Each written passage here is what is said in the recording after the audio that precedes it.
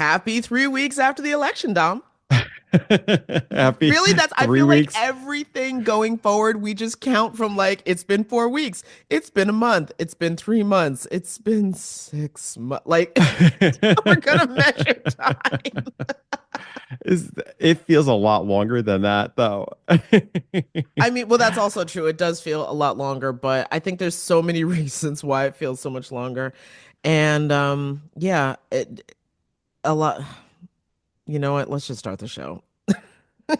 But I feel like that's what we're ready for. Okay. Hi, I'm Jenna, And I'm Dom, and we're both award-winning journalists. who've recently been laid off. Our industry is experiencing a seismic shift, and it's shed a lot of really good journalists. So where does that leave us? Well, we're definitely laid off. And we're looking for new jobs, looking for what's left of the industry, and what to do next. And we're looking at all of it. So if you're a fellow laid off journalist, a working journalist, or someone who admires the craft, we're looking to build community. Develop new skills, and try to figure out what just happened. Welcome to Laid Off and Looking.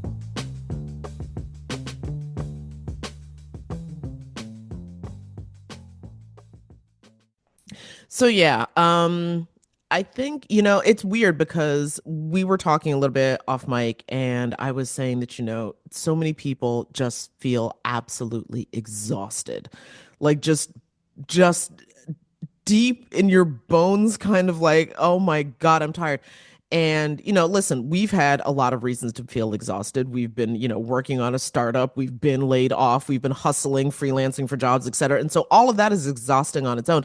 But you brought up a really good point that I didn't even think about when it comes to the body politic of America. Oh, what was that? What was saying? What I was You were saying saying before? that Just that like we're exhausted because this isn't oh, it's just 10 like this years. campaign. Yeah, that It's a this 10-year campaign has been campaign. going on for a decade. It's 10 years that we've been on this campaign, train ride. It just feels like, Because you didn't he come know, down the escalator, that golden escalator in 2015 or something, right before 20, or yeah, was it the begin? Okay, 2015, I can't even remember 2015. anymore. It was, but I think that that's an extra. I'm gonna make sure because I know it wasn't 2016 because I was when the, but yeah, it was 2015. Pretty sure it was 2015. But that's where I think we really have like this. It feels like it's been nonstop. It And really the does. campaign, throw in a pandemic in there, um, the uncertainty of what is going on, and I think we're exhausted. And I talked to a lot of people who just are tired, and this is the part where I get it. Like sometimes you do need a break from it all, and I know I do, and I know you do. Like you need a break from all of this, but at the same point you still want to be engaged and you still want to have an idea what's going on so you don't feel like you're so out of it that Well, you that's what we're know hearing from a lot of people, especially on the left, is like, stay engaged, stay in the fight. And it's but like, you need listen, I need to sit my black woman behind down for a minute. yeah Like, you need to look out for your and that's the thing too. I think people have to give respect for where everybody is and not judge that as if the fight it's like sometimes you need to pull out and just be like, whoa, I'm just gonna deal with some other stuff going on in life because I think we all have a lot of things going on and we know this is going to have an impact. But at the same point, you want to be able to like breathe. And I feel like yeah. we haven't had a chance to. No, no. I did very quickly while we were talking. I looked it up. It was June of 2015 Okay. is when that So escalator incident. 10, almost 10 years. It'll be coming up on, it's a lot that's Well, gone on speaking in of a this time lot, period. so I was trying to figure out because I want to say about 2 weeks ago, I had been just really fit a different kind of off, and I couldn't quite figure it out. And yada yada yada. I guess it's true that the body does keep the score because it's also been a year since we first found out that we were going to Hmm. be losing our jobs because it Hmm. was right before Thanksgiving. Hmm. And then, yeah, December 1st was our done day.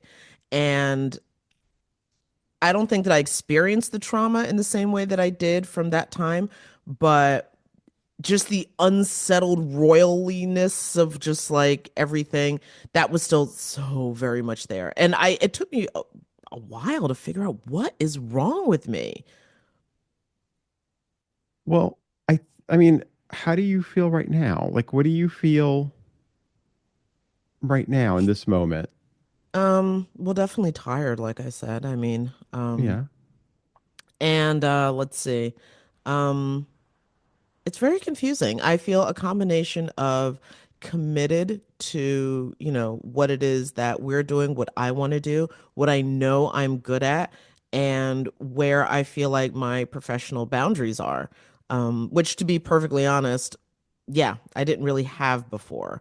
Uh, Hmm. that's definitely one of the things that I think that I've reevaluated during this layoff time is what kind of a worker do I want to be? Because I no longer have the kind of interest that I used to have in proving myself. But having said all of that, still at the same time, yeah, your girl is tired. I mean, even before this year, which is, oh, you've been on vacation. No, I haven't. Vacation is relaxing. Being laid off is incredibly stressful. Hmm. And but before that, I had this major project that I was working on. My other podcast, After Broad and Market, streaming everywhere still. And but that had been like a year and a half project in the making, and I had just finished crashing on that.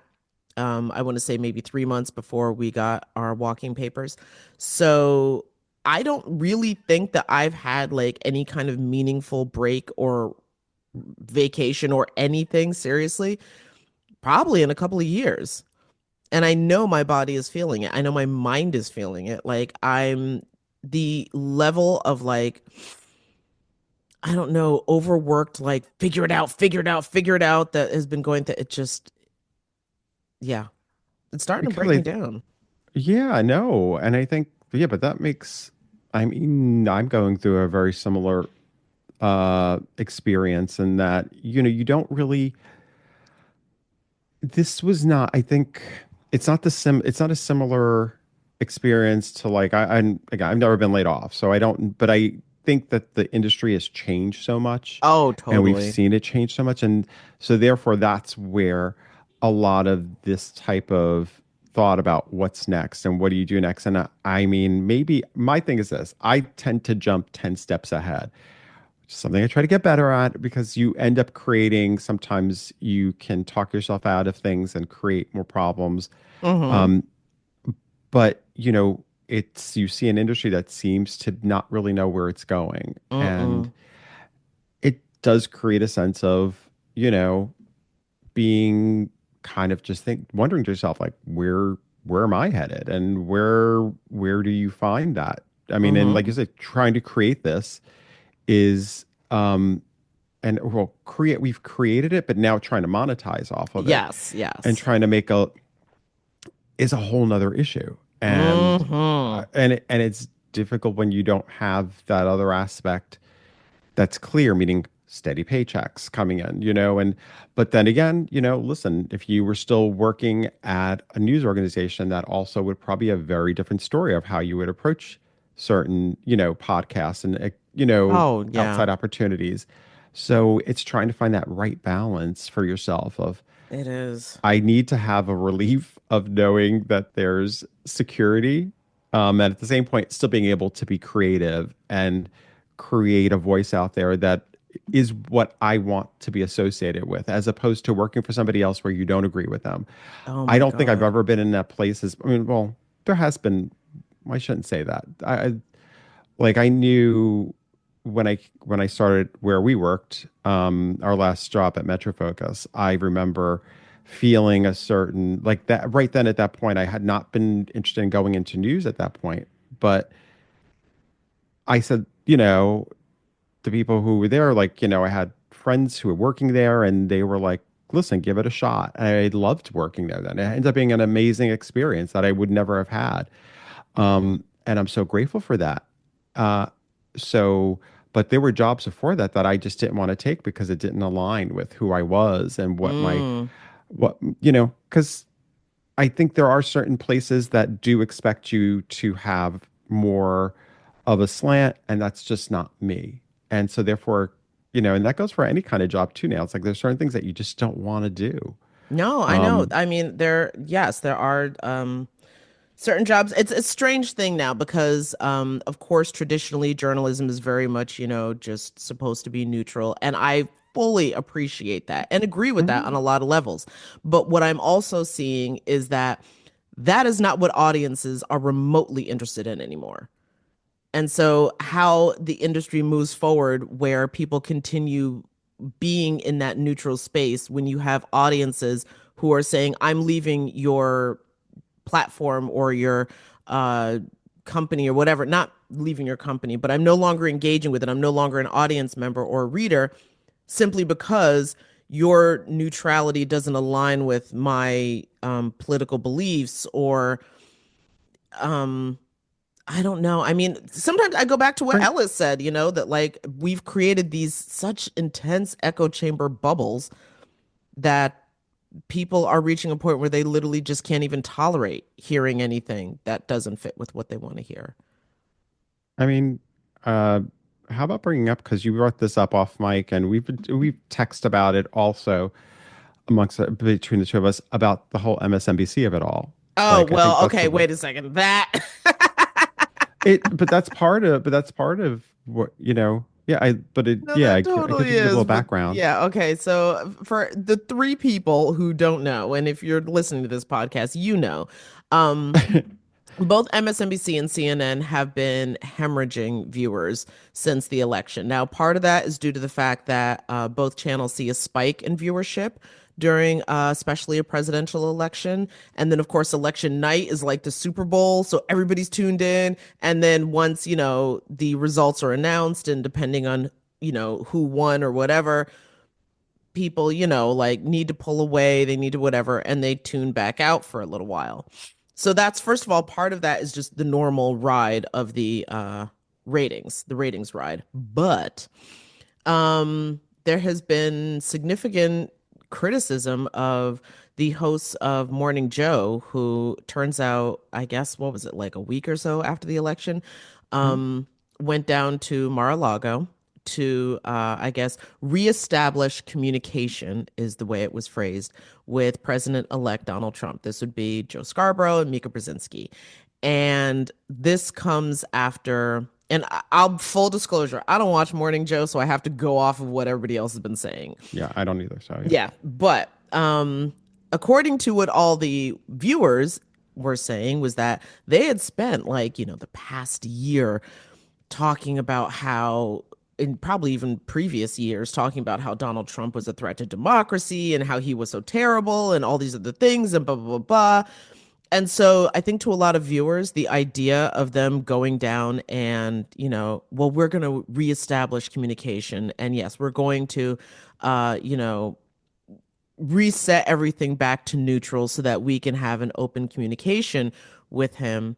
Um, rubbed a lot of not just rubbed a lot of people the wrong way. That's not the word for it. It was an out and out betrayal to a lot of viewers, and so they've been losing viewers. Like hemorrhaging, I don't even think is the word, but they've been just bleeding viewers. Oh, that's the same word. That's a synonym, but It, literally, like just the numbers have gone down, down, down, down, down, down, yes. down, down, down. Last I heard, and again, I have not checked the Nielsen ratings, but heard that a show that was once pulling in, a couple of Over a million. million or something, over definitely over a I think it million, was over a million. but now was in the hundreds of thousands and plummeting. So anyway, the point is, I did see video clips of the two of them addressing, or more importantly, Mika addressing the issue online. And for me, what struck me, and again, I'm not even a viewer of Morning Joe, so I didn't really have too much of a horse in this race, but it wasn't necessarily what she said, it was the way that she said it, which, if I remember correctly, it was something along the lines of, people are asking why we would go down to Mar-a-Lago to speak with President-elect Trump. And my response is, well, why wouldn't we? And there was just something about the way that she said it that felt incredibly off-putting, condescending, and frankly, a little snotty. That Hmm. I'm like, okay, well, I can see a problem there.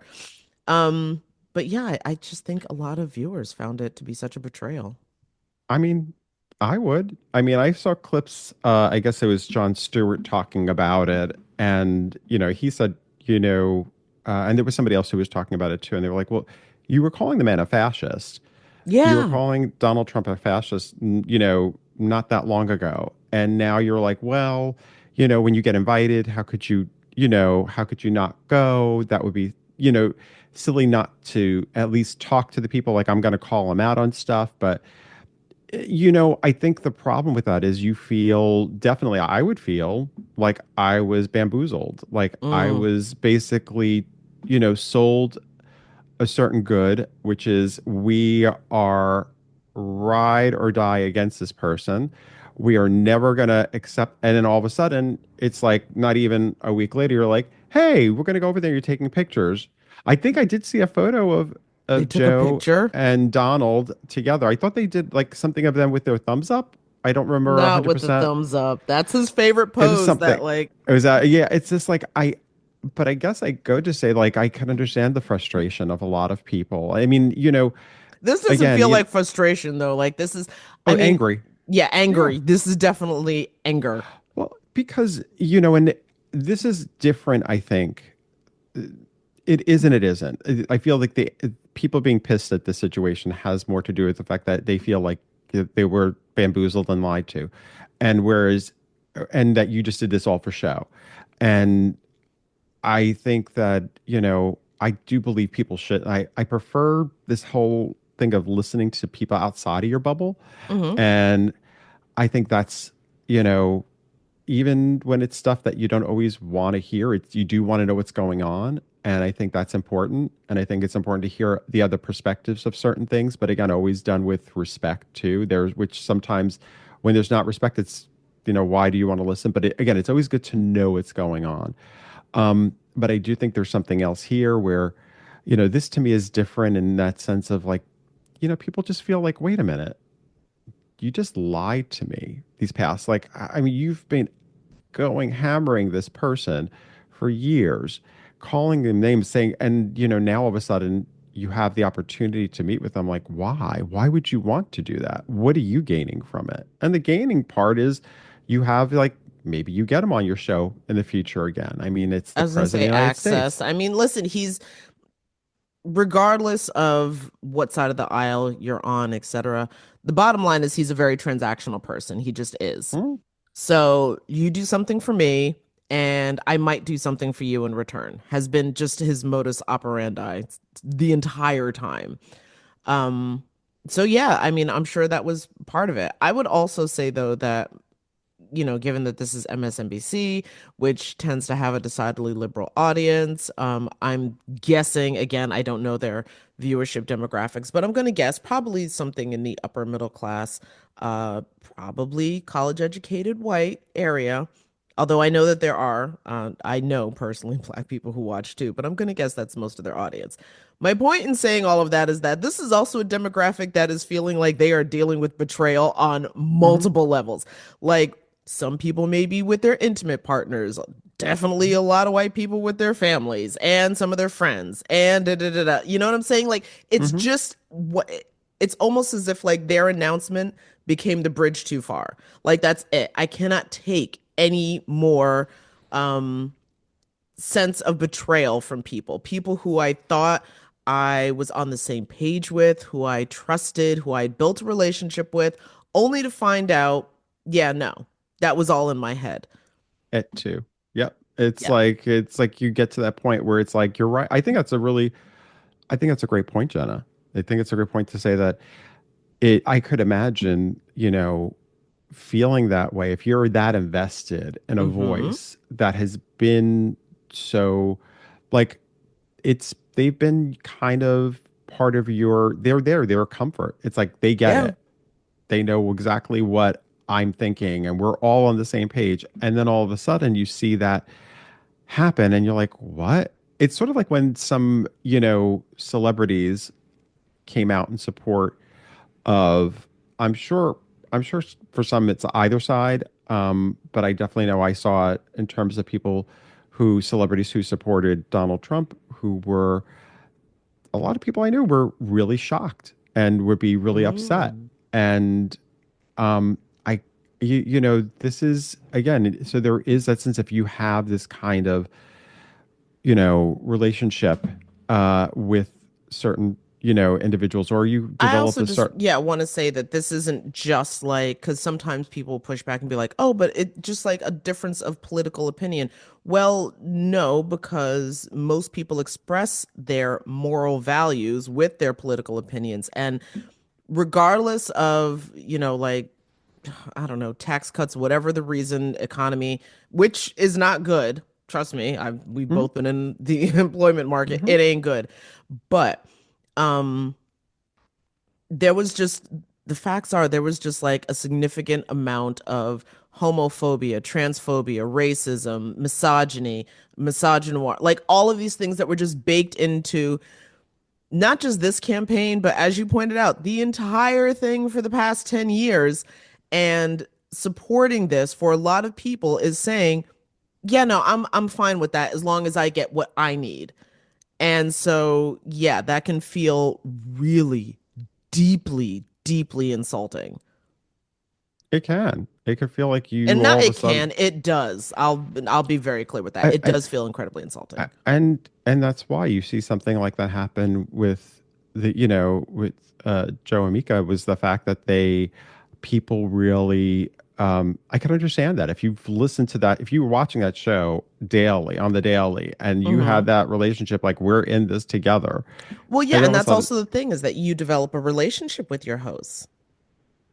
now you're like, hey, about that. We're actually,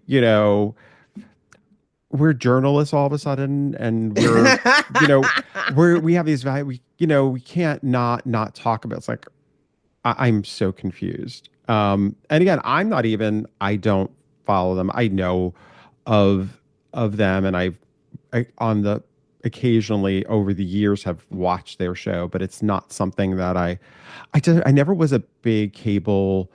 Um, I only time I usually watched any kind of cable news was during like major events like elections or things like that. That just never was my deal. I'm much more of a Um, local news girl.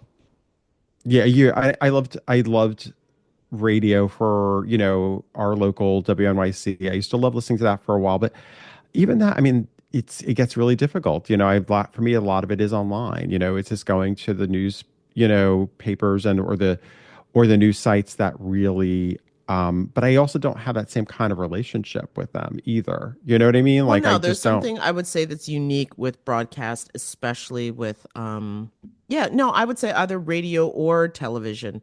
Mhm. When you are in a host or an anchor position, yes, you are in a journalistic fashion delivering the news, but you're also building relationship with the audience. The audience is not I mean, yes, they're turning in to get information, but they're also turning in to get information from a familiar, friendly face. Mhm.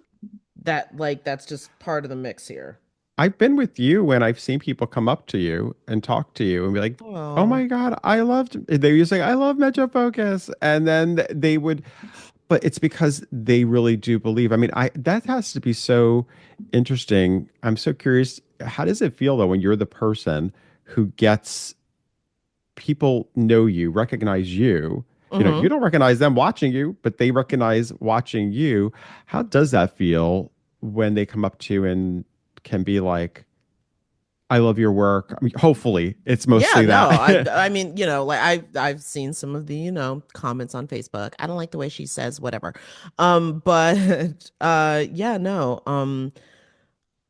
It's unbelievably flattering. It really is. Because, especially when you're working in a studio, it's you and the handful of people that are in there, and that's really who you see when you're working. So I know that there's people who would be watching or who are engaging beyond that immediate group of people, but without being able to see them, you can't really conceptualize them. So having people like, just come up and be like, I really appreciate like it can be very, very, very affirming. Um, to know that the work that you've done actually means something to somebody else, that this you're not just ticking off, I don't know, some sort of like fulfillment obligation or box that needs to be checked or something along those lines, which, any job you can feel like that from time to time.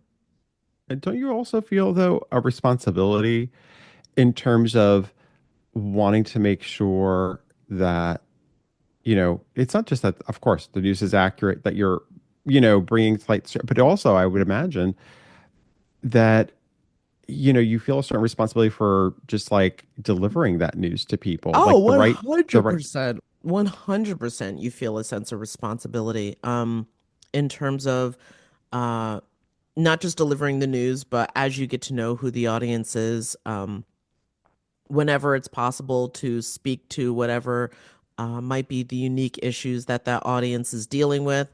Um, and yeah, like you being able to interact with the audience gives you a new respect for who they actually are.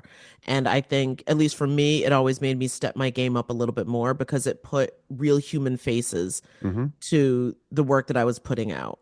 And it meant something. It really, really did. Well, because you want to make sure that whoever you're talking to, that you stand behind what you're putting out there. And I Yeah. think that goes back to like what happened at MSNBC, where I think people felt betrayed as they felt like, now all of a sudden it had changed.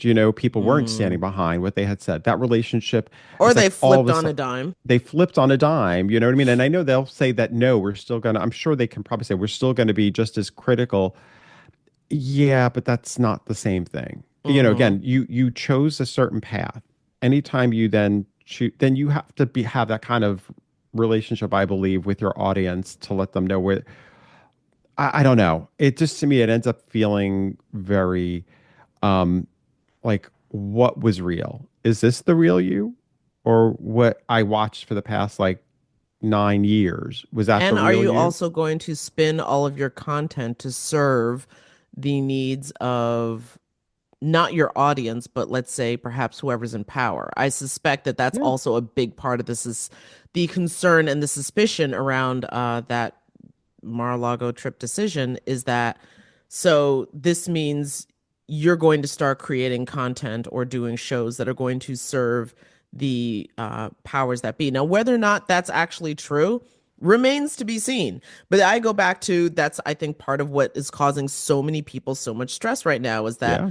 while people have a pretty good idea based on what was said, what's actually going to happen and what it's going to look like, a lot of nobody knows. And that is creating a unique sense of exhausting anxiety, I think, for the entire nation. And on top of it now, guess what we have? We have the holidays upon us. A great time of year where we all I get to have be with our family never and been loved ones. so grateful to be part of a black family right now. I'm sorry. I don't know how else to put it. Like I have so many white friends that have one or two family members who it's not just about the disagreement, it's that there's a very good chance that somebody's going to pick a fight just to, own my liberal nephew or own my liberal whatever. And like what? But I'm also hearing stories, or at least testimonies online of people saying, like, I have disinvited so and so to Thanksgiving, or I'm not going this year. I'm not going to subject myself to that. It's a tough one. I mean, listen, I don't I definitely know that, I don't know. I think it always is about the attitude because like I don't check people's like right voter cards. I don't check on when I see them. You sometimes I think, especially you're talking about like a family and even with friends sometimes. I Hmm. mean, you don't ever really know 100%. My thing is always going back to the respect that we give one another Well, yes, to I think that's really where the stress is that like the some people respect don't. part isn't, yeah, some people don't, and some people are looking to start drama. And Exactly, that could because you want to also, I own. mean, as weird as that may, no, I shouldn't say that's weird. I'm sure that probably goes the other way, where some people have Of family course it members who does. are coming who are looking to wag their I told you so finger, which, if there's going to be any kind of coalition building going forward, God, that's going to be hard, man. But I really think people who are enjoying the FAFO movement right now, Yes. to not Yes. do the I told you so finger wagging, because that doesn't build anything. It just, It now doesn't, you're and I making think people feel stupid. And I'm not because saying that these weren't some questionable decisions. I'm not saying Yes, that. yes, I agree. I But agree. I there think are like quite a few people who, because what is it, like the Google search of how to change my vote came up very shortly after the election? I question that though. I really do. I think it's a, honestly, Jenna, I believe it's a lot of people wanting to believe in that. I just Mm. question it. I don't, Well, no, I there is think a lot of like what, yeah, there is a lot of that right now. I think that's the thing. I think there are a lot of people who want to believe in all of that. My thing is that just keeps the anger and everything else up. And believe you me, I've got my own shit. We all have our own stuff that, we can feel a certain way about how do we feel about those things. But I do sometimes wonder, I'm like, well, where are the facts on that? So when people spread that stuff, when they spread that kind of information out there, what are the facts? Where do you have that information? Where's is it you? Is that viewership or is that search going up because you have people really wondering, are people looking for that? How do I change my vote? So are they looking for that? And therefore that ups the count of how many people are looking for that information. Like, what's true? I just think that there's a lot of stuff out there that people, You appear to be 100% right. There was no spike in that. That is something that people desperately want to believe. I just went to it's, Snopes and uh, I also saw it on Newsweek, which are both two trusted news sources. and that to me is where I get back to like, I get it. People, we're all, well, a lot of us are in our feels and we have our feelings about things and you want to believe certain things. But that to me is just like wasted energy. That just keeps you in this. I just think like honestly, it's about trying to really be with the people that you care about and you try to find a way. If you disagree with somebody, I go back to respect. We got to learn how to just respect people. And there's a fine line for that. I do not mean that if somebody is being I know somebody can look and say, well, if you voted for this person, and I get it. But some people, I don't know. It's a very personal Well, thing, one of the things that I find so fascinating is that when you talk to people, um, there is definitely there's a lot more that people, especially, like regular working people, agree on. It's just the how to get there and who's going to get us there is where the difference Yep. starts to emerge. And there's also the sense that, and this is, what I've learned from my current freelancing gig with ProPublica Radio, um, is that we've spoken to a lot of union leadership because a lot of union leadership broke for the Harris ticket, but a lot of rank and file went for Trump. And what at least union leadership keeps calling in and saying is that it's not that people just there was a very, very strong anti-incumbent sentiment out there, and people desperately, desperately wanted things to change, and they absolutely just for whatever traditional policy, not policy, but I guess traditional institutional reasons, by all accounts, the Harris campaign was not interested in tearing down Joe Biden. That's just normally not what happens. Is the vice president usually supports the president that they served with or served under. And so the Harris campaign was not going to be tearing down Biden, but and for reasons that, were I'm not going to say they weren't real, but maybe weren't fully understood because things like grocery prices, I'm sorry, the president doesn't control that. That's a corporate Mm-hmm. greed thing.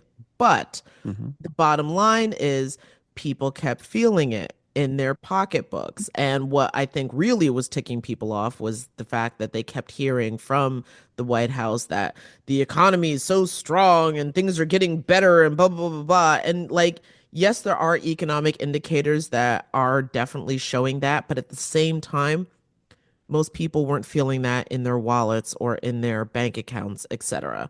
So again, it goes back to that just like gaslighting, or maybe a more colloquial Mm-hmm. term, now you're playing in my face.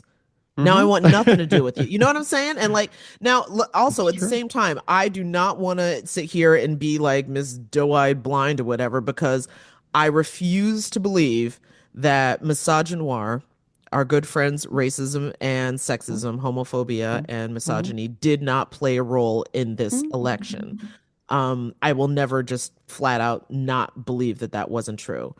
So you put all of those things together, and, yeah, there were a lot of people who were just like, I'd sooner burn it down. um, and maybe try to start all over again. Even though I don't think that's what people were thinking, um, because burn it down is step one, but it's always like, okay, well then what's step two? After you burn it down, then what? And a lot of people are like, I only thought as far as lighting the torch. I didn't think Hmm. about how to rebuild after that. And that's usually the question that, a lot of people get stuck on. I'm also just really curious where journalism goes from here because I'm so you see curious the instability that's and happening, concerned. right?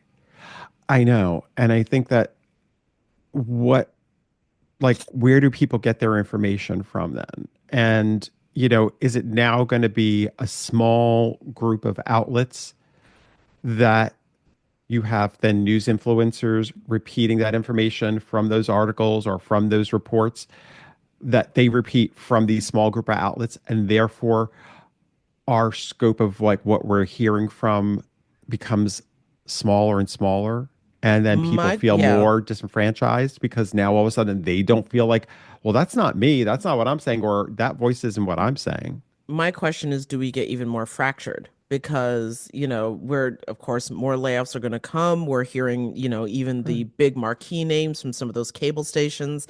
Mhm. That multi-million dollar salary, that's got to go.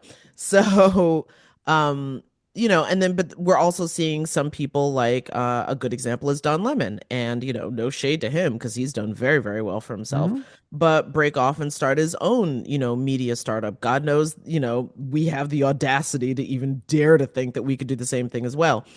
And my point, though, is that it's getting more fractured.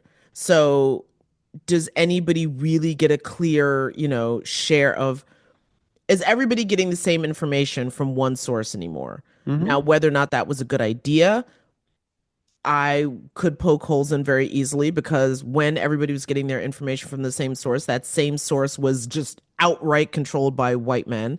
Um, who again, present company excluded, but I'm sorry, it was problematic. Yeah. Mhm. And but as it Definitely. fractures, yeah, does that just allow for more echo chambers, which further splinters the way people are seeing the country? Yeah, and I think it does. I think it does. I think that I don't see how it doesn't. And I think once you do become smaller and smaller, those little pockets, then it becomes much more difficult to when you're, and listen, when you look at in terms of politics, right? Yeah. It's two-party system. Doesn't that become more fractured? I definitely think the Democratic Party for me, I'm sure, there's fracture within the Republican Party, but I do think within the Democratic Party, it just seems a little bit bigger in my perspective. And Mm, I think it's because of the fact that you have three different distinct groups within there, or maybe even more. And then you have like, and it becomes, you know, if one or two, within that party sit out an election because they don't like that candidate, all of a sudden now, you know, what happens? yeah. The large side that's more cohesive wins. And I do think that, what's important of getting back to is primaries and people really trying to hear the voices of the people that they want to represent them. And this election was obviously, I mean, it was an extreme. It was one of those things. And I think Kamala Harris ran a great campaign for 100+ days. I mean, For real. that's like to really think to end up with, I think it's 74 million votes, um, is like such an achievement. Now, I get it. I know the whole thing. It's not just the votes. But did you win?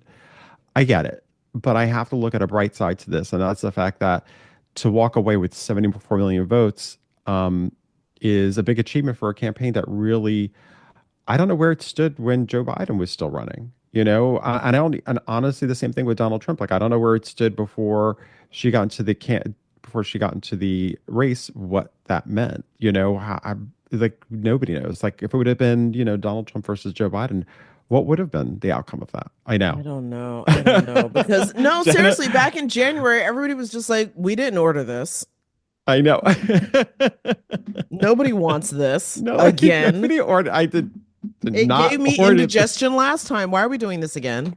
Why is it happening again? Yeah. Why is this happening? But that's why I think but we have to laugh too because honestly, I can't keep up. You can't, you don't want to be depressed. You don't want to, and you want to look forward to, again, for me, that vision of what happens with journalism, because this really is a big point, not just because of the election, but it's just an example of what the type of information people are getting and making Yeah. sure that it's factual, that it's not misinformation. And that's my concern of, seeing how the business is changing, and MSNBC now is being spun off into, NBC spun them off, or they're spinning them off into their own separate company. What does that mean for the channel? There's a lot of questions about that. Who's The gonna buy ratings are going it? down. Yeah. CNN's ratings, obviously, I mean, how long is even that going to be able to last? I mean, there are people who, aren't even investing, when they think about it, it's like, why would anybody want to invest in cable news anymore? I mean, Fox has obviously its own, um, has a hold, and their ratings are good. But, again, at some point, we already see what's happening with broadcast television. It's, more people are not investing in it. That's for sure. Yeah. So what does that mean? And where does the business go? And if you have less of that, and it's not just that, print has been going, we were talking about how there's no, then we talk about there's digital, but what does digital really mean then? Are, people just going out and just reading, news articles of other people, or people passing along information that they say is fact, but not really, because they found it to be so. I mean, who's that guy from, uh, uh, the one from, oh, I'm blanking on him now, but he was the one who they just sold his company, or they were in the process of auctioning off his company to The Onion. Oh, Alex Um, Jones. Alex Jones. InfoWars. InfoWars. He thought, I mean, they pitched themselves as a news organization. I mean, what does that There's mean? no, legal definition of what that is, and there's no Hippocratic oath that we take as journalists. So anybody can step in the arena and say me too. Not that kind of me too. God, that's a terrible reference. Jenna. But you know what I mean? I know I'm what you doing mean. this too with, like zero training, no, without even if you had training, you don't have to care about the ethics. Nobody's going to hold your feet to the fire on that. That's All you that's have the to do thing. is find an audience. Well, anyway, Dom, on that note, all we have to do is find an audience and then grow There it. you go. That's it. That's all it is. It's that simple.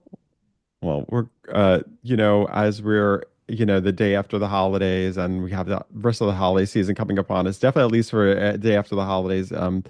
Hope we're grateful for all the people who listen and who've been on the show, 1000%. Yes. All of all the the guests who've guests been on our who've come show. on the show, all of the people who have listened, who have shared, who have liked, who have all of it. It is it's followed us. So unbelievably appreciative. Again, we are two laid off journalists who obviously we know content creation, but we are learning so much more in real time. And so I can't even begin to express how grateful I am for the support. Same. All All right. right, Well, on that Jenna. note, bye, Dom. Bye. Laid Off and Looking is an independent podcast conceived of and created by Jenna Flanagan and Dominic Camia. Music provided by Jay Cowett, research by Lori Ruthenbucker. Reach out to us anytime at laidofandlookingpod@gmail.com. New episodes drop every Friday at noon.